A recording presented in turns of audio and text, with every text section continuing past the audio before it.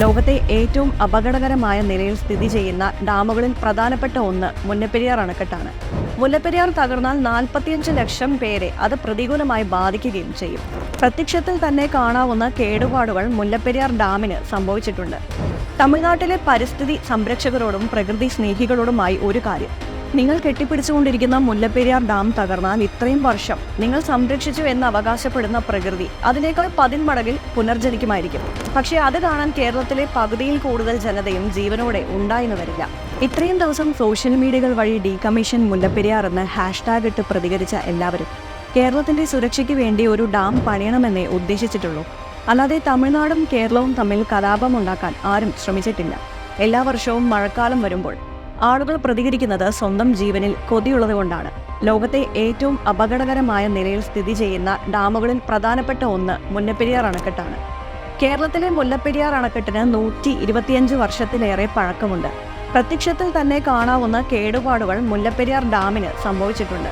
മാത്രമല്ല, ഭൂകമ്പ സാധ്യതയുള്ള പ്രദേശത്താണ് മുല്ലപ്പെരിയാർ അണക്കെട്ട് സ്ഥിതി ചെയ്യുന്നത്. മുല്ലപ്പെരിയാർ തകർന്നാൽ 45 ലക്ഷം പേരെ അത് പ്രതികൂലമായി ബാധിക്കുകയും ചെയ്യും. മുല്ലപ്പെരിയാർ അണക്കെട്ടിൽ സുപ്രീം കോടതി ഉത്തരവനുസരിച്ചുള്ള സുരക്ഷാ പരിശോധന വേഗത്തിൽ നടത്തണമെന്ന ശക്തമായ ആവശ്യവുമായാണ് കേരളം ഇപ്പോൾ മുന്നോട്ട് വന്നിരിക്കുന്നത്. മുല്ലപ്പെരിയാർ മേൽനോട്ട സമിതി യോഗത്തിലാണ് ഇക്കാര്യം ഉന്നയിച്ചത്. എന്നാൽ ബേബി ഡാം ബലപ്പെടുത്തിയ ശേഷമേ സുരക്ഷാ പരിശോധന നടത്താൻ കഴിയൂ എന്ന നിലപാടിലാണ് തമിഴ്നാട്. 2011 സുപ്രീം കോടതി നിയോഗിച്ച വിദഗ്ധ സംഘം മുല്ലപ്പെരിയാർ അണക്കെട്ടിൽ സുരക്ഷാ പരിശോധന നടത്തിയത്. കേരളത്തിന്റെ ആവശ്യത്തെ തുടർന്ന് 5 വർഷത്തിനുള്ളിൽ വീണ്ടും സുരക്ഷാ പരിശോധന നടത്തണമെന്ന് 2018 സുപ്രീം കോടതി ഉത്തരവിട്ടിരുന്നു. എന്നാൽ തമിഴ്നാടിന്റെ നിസ്സഹകരണം മൂലം ഇതുവരെ നടത്താൻ കഴിഞ്ഞിട്ടില്ല. ഇത് ഉടൻ നടത്തണമെന്ന് കേരളം മേൽനോട്ട സമിതി യോഗത്തിൽ ശക്തമായ നിലപാടെടുത്തു. ബേബി ഡാം ബലപ്പെടുത്താൻ മരങ്ങൾ മുറിക്കണമെന്ന ആവശ്യം തമിഴ്നാട് യോഗത്തിൽ ആവർത്തിച്ചു. എന്നാൽ ഇതിൽ വനം വകുപ്പാണ് തീരുമാനമെടുക്കേണ്ടതെന്ന് കേരളം അറിയിച്ചു.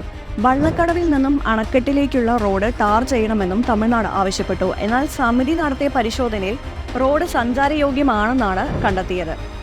തമിഴ്നാട്ടിലെ പരിസ്ഥിതി സംരക്ഷകരോടും പ്രകൃതി സ്നേഹികളോടുമായി ഒരു കാര്യം: നിങ്ങൾ കെട്ടിപ്പിടിച്ചുകൊണ്ടിരിക്കുന്ന മുല്ലപ്പെരിയാർ ഡാം തകർന്നാൽ ഇത്രയും വർഷം നിങ്ങൾ സംരക്ഷിച്ചു എന്ന് അവകാശപ്പെടുന്ന പ്രകൃതി അതിനേക്കാൾ 10 മടങ്ങിൽ പുനർജനിക്കുമായിരിക്കും. പക്ഷേ അത് കാണാൻ കേരളത്തിലെ പകുതിയിൽ കൂടുതൽ ജനതയും ജീവനോടെ ഉണ്ടായെന്ന് വരില്ല. കാലാവസ്ഥാ വ്യതിയാനത്തിന്റെ പശ്ചാത്തലത്തിൽ കാലപ്പഴക്കം ചെന്ന അണക്കെട്ടുകളിൽ നിന്നുള്ള അപകട സാധ്യതകൾ കൂടുതൽ ആശങ്ക ഉയർത്തുന്നവയാണ്. നിർമ്മാണ സമയത്ത് സങ്കല്പിക്കാൻ കഴിയുന്ന ഏറ്റവും മോശം സാഹചര്യങ്ങളെ ചെറുക്കുന്ന തരത്തിലാണ് ഡാമുകൾ രൂപകൽപ്പന ചെയ്തിരിക്കുന്നത്. എന്നാൽ കാലാവസ്ഥയിൽ വരുന്ന മാറ്റം അണക്കെട്ടുകളെ ദുർബലമാക്കുന്നുണ്ട്.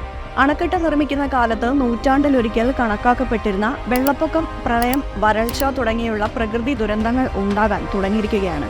ഇവയ്ക്ക് മുന്നിൽ അണക്കെട്ടുകൾ തകരുകയോ അല്ലെങ്കിൽ അവയുടെ സമഗ്രത ഗണ്യമായി ദുർബലമാകുകയോ ചെയ്യുന്നു എന്നത് വലിയ അപകട സാധ്യത ഉണ്ടാക്കുന്നു. ഒഴിവാക്കേണ്ടവ ഒഴിവാക്കുക തന്നെ വേണം. മുല്ലപ്പെരിയാർ വിഷയത്തിൽ വൈകാരിക പ്രകടനങ്ങൾ അതിരുകടന്ന് ഇരു സംസ്ഥാനങ്ങളും തമ്മിൽ കലാപം പൊട്ടിപ്പുറപ്പെടാതിരിക്കട്ടെ. ഡാം പൊട്ടിയാൽ ബന്ധുവീട്ടിലേക്ക് ഓടി രക്ഷപ്പെടാമെന്ന് വിചാരിക്കുന്ന ചിലരുണ്ട്. അവർ ഒരു കാര്യം മനസ്സിലാക്കണം: നിങ്ങളുടെ വാഹനത്തിന്റെ വേഗത ഡാം പൊട്ടിവരുന്ന വെള്ളത്തിന്റെ വേഗതയുടെ ഒരംശം മാത്രമാണ്. പല പ്രമുഖരും കെട്ടിപ്പൊക്കിയ പടുകൂറ്റൻ മാളികകളും ഫ്ളാറ്റുകളും എല്ലാം ഇതിൽ നശിക്കും.